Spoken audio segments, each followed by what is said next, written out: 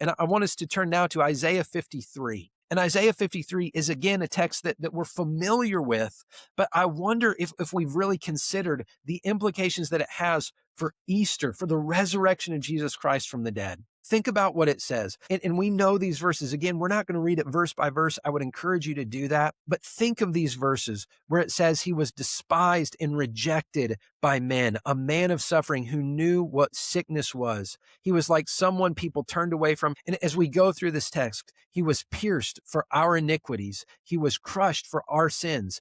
And the punishment that brought us peace was upon him. And by his wounds, we are healed. He was oppressed and afflicted, yet he did not open his mouth. Like a lamb led to the slaughter, and like a sheep silent before its shearers, he did not open his mouth. These, again, vivid descriptions of the death of Jesus, of the crucifixion of Jesus. The prophecy in verse 9, he was assigned a grave with the wicked, but he was with a rich man at his death because he had done no violence and he had not spoken deceitfully. All of these images, think of this vision of the suffering servant of Isaiah, this vision of the sacrificial lamb who came to die in our place. And yet on the other side of death, it says in Isaiah 53, after his anguish, he will see light and be satisfied.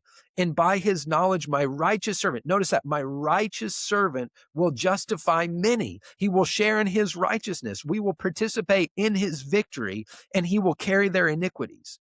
And because he willingly submitted to death, he will receive the mighty as a spoil. And he bore the sin of many and interceded for the rebels. We see here this picture again of the death, the burial, the resurrection of Jesus, all for our sake and all for God's glory, that we might know, that we might see that this was not a mistake. This was not a bump in the road. This was not plan B. This was God's plan from eternity past.